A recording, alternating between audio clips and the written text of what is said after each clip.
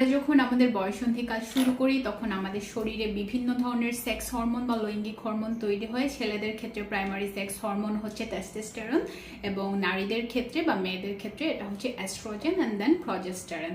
এছাড়াও নারী এবং পুরুষ উভয়ের শরীরেই অল্প পরিমাণে অন্য লিঙ্গেরও হরমোন থাকে। ফর এক্সাম্পল, পুরুষের শরীরে অল্প পরিমাণে ফিমেল সেক্স হরমোন থাকে এবং নারীদের শরীরে অল্প পরিমাণে মেল সেক্স হরমোন থাকে। বাট আমাদের প্রাইমারি যে সেক্স হরমোন সেটাকে রক্ষণাবেক্ষণ করতে হলে বা সুরক্ষিত রাখতে হলে, বুস্টেড আপ করতে হলে, নার্চার করতে হলে, জীবনযাত্রাকে স্বাস্থ্যকর করতে হবে, পুষ্টিকর খাবার খাদ্য তালিকায় যুক্ত করতে হবে প্রথমেই।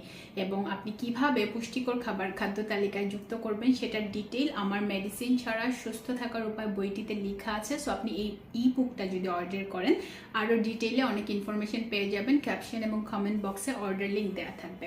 সেকেন্ডলি, শরীরচর্চা করতে হবে, নিয়মিত ঘাম ঝরাতে হবে। এতে করে যেটা হবে, আপনার লৈঙ্গিক হরমোন বা সেক্স হরমোনটা বুস্টেড আপ হবে। এটা ছাড়াও আপনার মন মেজাজ ভালো থাকবে, যেহেতু আপনি ঘাম ঝরাচ্ছেন বা মাসল বিল্ড করছেন উইদাউট ফ্যাট, সেক্ষেত্রেও কিন্তু আপনি শারীরিক এবং মানসিকভাবে ভালো থাকবেন।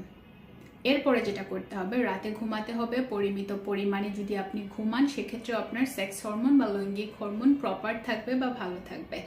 লাস্ট বাট নট লিস্ট, ওজন নিয়ন্ত্রণ করতে হবে এবং যেই 3টা হ্যাবিটের কথা বললাম, গুড ফুড হ্যাবিট, এক্সারসাইজ এবং স্লিপ প্যাটার্ন, এগুলো যদি ঠিক রাখেন ওজন ডেফিনেটলি নিয়ন্ত্রণে থাকবে। এবং সব কিছুর সাথে যেটা করতে হবে, মানসিক চাপ বা মানসিক স্বাস্থ্যকে ভালো রাখার জন্য যা যা করা দরকার সেটা করতে হবে।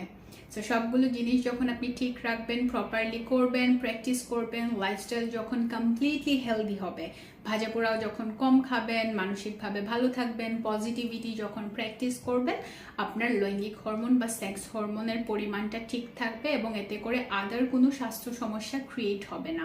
এবং লৈঙ্গিক হরমোনকে বুস্ট আপ করার সবচেয়ে সহজ উপায় হলো এক্সারসাইজ করা, স্ট্রেংথ ট্রেনিং করা।